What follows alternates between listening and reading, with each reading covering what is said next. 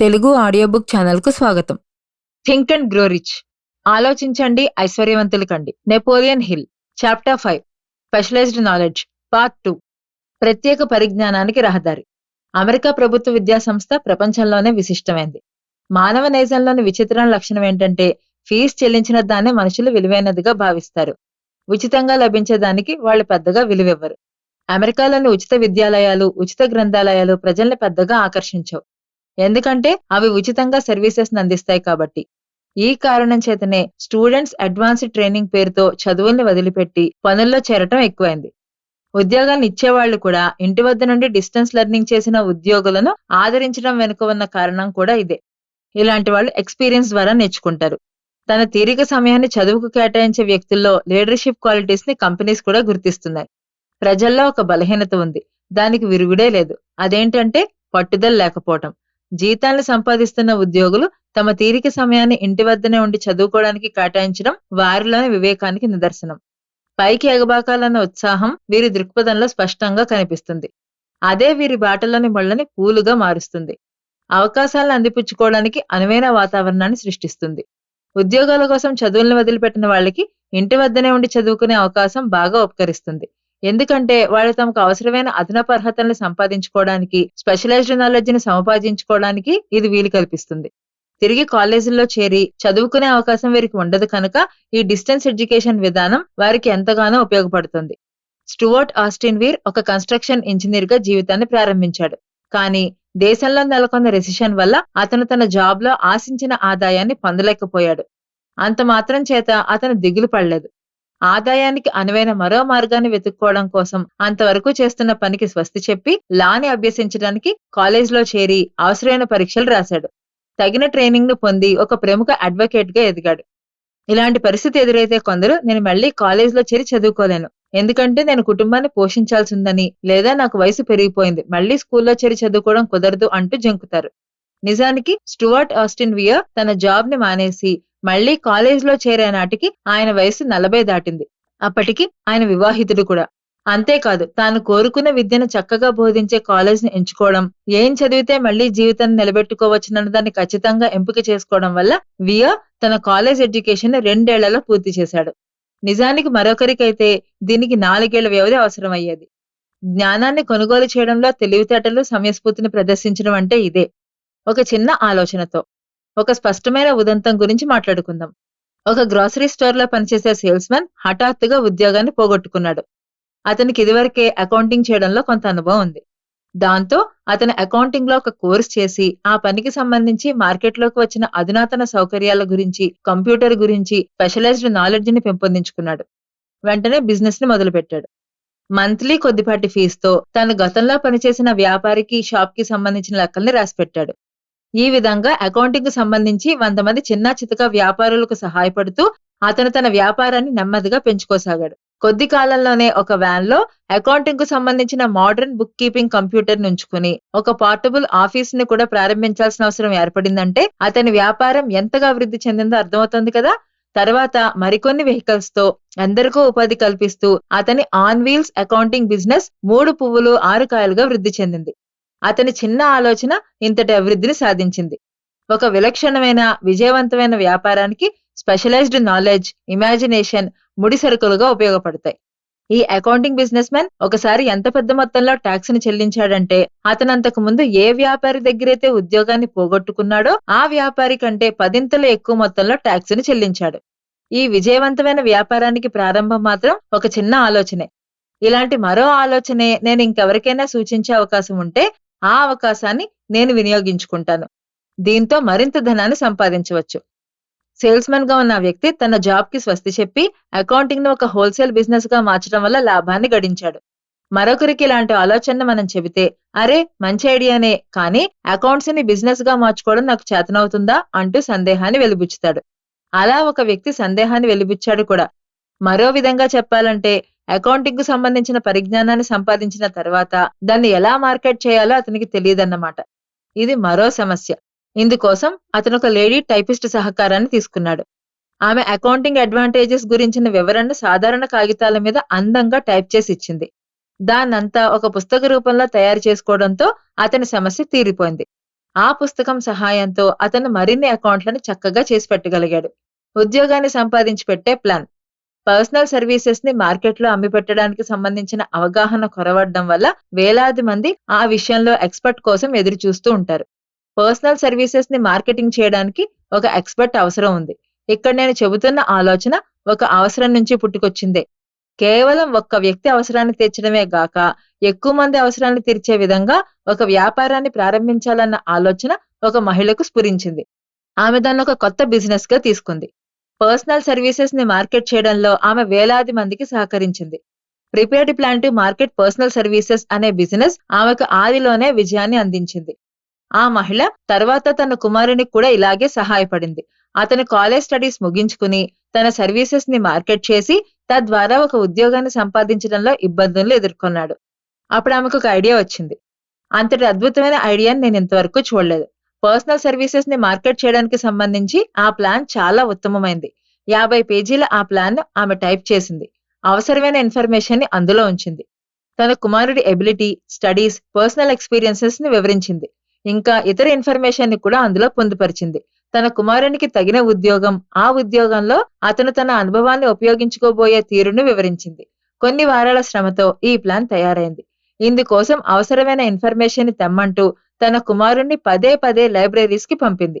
అతను ఏ కంపెనీలో అయితే ఉద్యోగాన్ని ఆశిస్తున్నాడో ఆ కంపెనీకి కాంపిటీటర్ అయిన ఇతర కంపెనీలకు కూడా ఆమె తన కుమారుణ్ణి పంపింది.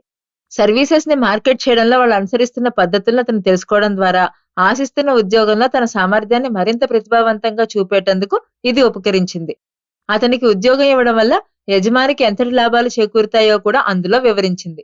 ఆది నుంచే అక్కర్లేదు. ఒక ఉద్యోగాన్ని సంపాదించడానికి ఇన్ని తంటాలు పడాలా అని ఎవరైనా ప్రశ్నించొచ్చు. ఒక పని చేయడం ఎప్పుడూ కష్టసాధ్యం కాదు. తన కుమారుడి కోసం ఆమె తయారు చేసిన ప్లాన్ వల్ల అతను మొదటి ప్రయత్నంలోనే తాను ఆశించిన ఉద్యోగాన్ని, ఆశించిన వేతనాన్ని కూడా పొందగలిగాడు. మరో ముఖ్యమైన విషయం ఏంటంటే, అతను తన ఉద్యోగ జీవితాన్ని దిగువ స్థాయి నుంచి ప్రారంభించాల్సిన అవసరం ఎదురుకాలేదు. ఒక సీనియర్ ఎగ్జిక్యూటివ్‌కు లభించే జీతంతో అతను జూనియర్ ఎగ్జిక్యూటివ్ ఉద్యోగాన్ని ప్రారంభించాడు.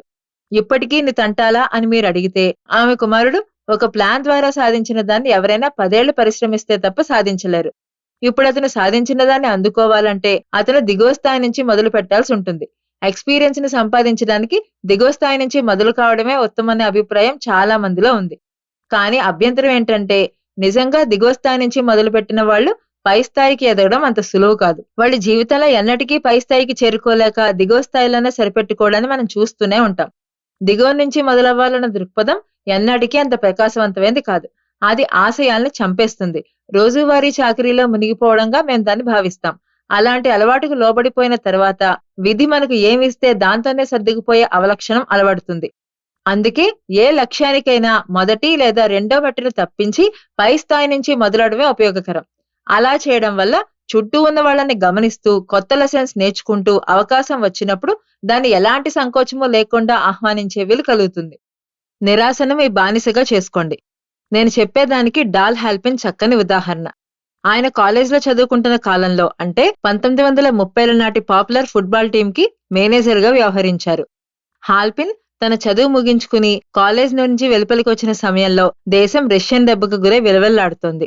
ఉద్యోగాలు దొరకడం గగనంగా మారింది. ఆయనకు తన ఫ్యూచర్‌ను ఇన్వెస్ట్‌మెంట్ బ్యాంకింగ్‌లో కానీ, మూవీ ఫీల్డ్‌లో కానీ వెచ్చించాలన్న ఆశయం ఉండేది. కానీ పరిస్థితులు అందుకు అనుకూలంగా లేని కారణంగా హాల్పిన్ హీరింగ్ ఎయిడ్ సేల్స్‌మన్‌గా జీవితాన్ని ప్రారంభించాల్సొచ్చింది. అవకాశాలకు ద్వారాలు తెరిచేందుకు ఆ మాత్రం వీలు దొరికింది.